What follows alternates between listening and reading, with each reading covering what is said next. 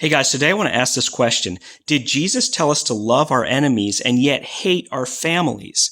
Now, some of you might know which passage I'm referencing when I said that. In Luke 14:26, Jesus is addressing a crowd and he says to them, I'm going to read it out of the ESV because this is how most translations render it. He says, "If anyone comes to me and does not hate his own father and mother and wife and children and brothers and sisters, yes, and even his own life, he cannot be my disciple." Now, what was he saying there? Before we get into what this verse means, I want to look at some other passages of Scripture that talk about how we are to love one another. So, as I mentioned in the beginning of this video, Jesus told us to even love our enemies. And when he was asked what the greatest commandment in all of the Old Testament was, the law and the prophets, he said that the greatest commandment was to love the Lord our God with all of our heart, mind, and soul. But then he said, and a second commandment is like it. You must love your neighbor as yourself.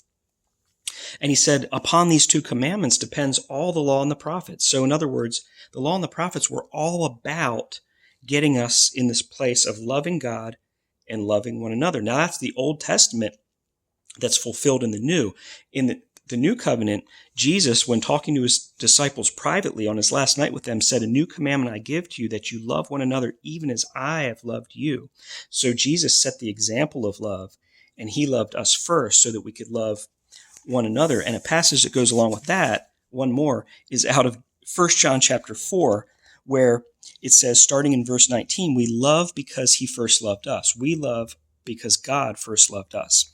In verse 20, if anyone says, "I love God," and hates his brother, he is a liar.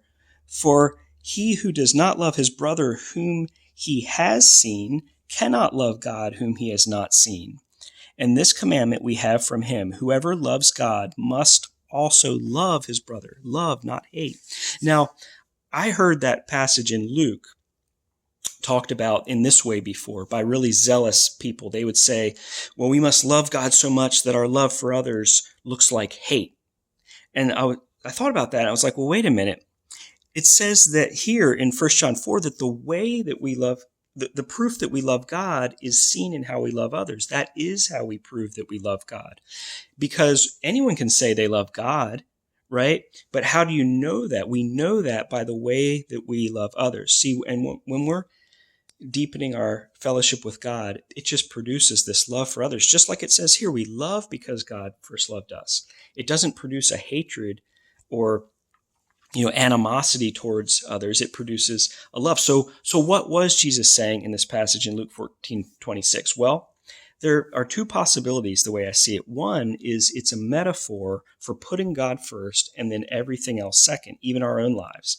And see, that makes sense to me. And if you look in the Strong's Concordance and look up that Greek word hate, in the concordance, it says by implication, it means to love less. So you could say that you love everything less, right? But another possibility is in the fact that in the Aramaic, which is the language Jesus spoke, right? Most people agree Jesus did not speak Greek. So when he was addressing the crowd, he was using Aramaic. Now, the word he would have used, it can have multiple meanings. One of them is hate, but another one is to put aside. And see, when I found that out, it's like a light bulb went off, and I realized what this verse is saying is that Jesus is saying, hey, if there's a relationship with someone that gets in the way of you following him, then we are to put that relationship aside so that we can follow him. See, sometimes there might be an unhealthy relationship in our life and we're trying to please someone and earn their approval, and it gets in the way of us listening to God and following what he wants us to do. And the solution for that is just putting that relationship aside so that we can follow Jesus, and even putting our own lives aside. Sometimes our own reasoning and our own preferences are getting in the way of our fellowship with God and our obedience to his calling. So again, we put our own selves aside to follow him. Now, here's the great thing. Once we do that and we're in a healthy place, we can then turn around and love those people far more than we could have ever loved them out of our own human strength, right? And our own human love. It's a supernatural love. And see, I think that is just, that just brings such understanding to me, at least. Now, like I said, I know some people don't like the whole Aramaic thing, and so it could be a metaphor. It could be a metaphor that they used back then for like putting something in its proper place, putting God first and everything else second. See, sometimes we have unhealthy relationships in our lives, and I like to say sometimes we need to disconnect in order to reconnect.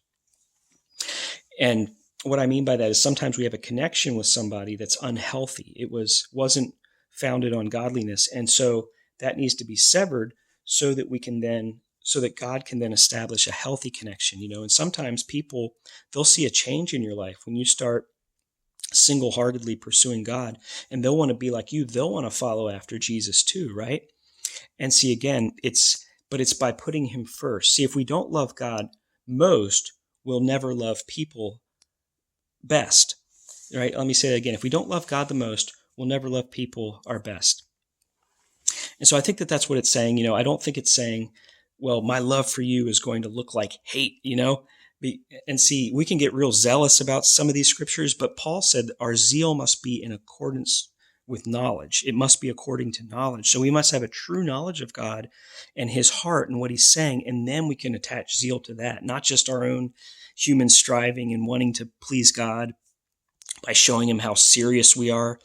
No, it's by having a revelation of his word, a revelation of his love.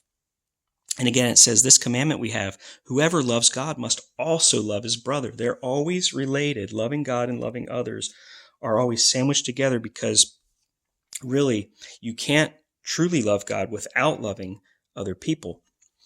And so I hope that this makes sense to you.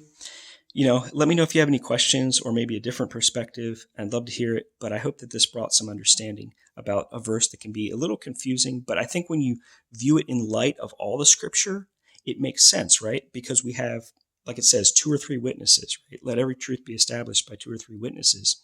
So I think all these scriptures go together in perfect harmony, and that there's no real contradiction. It's just maybe some misunderstanding.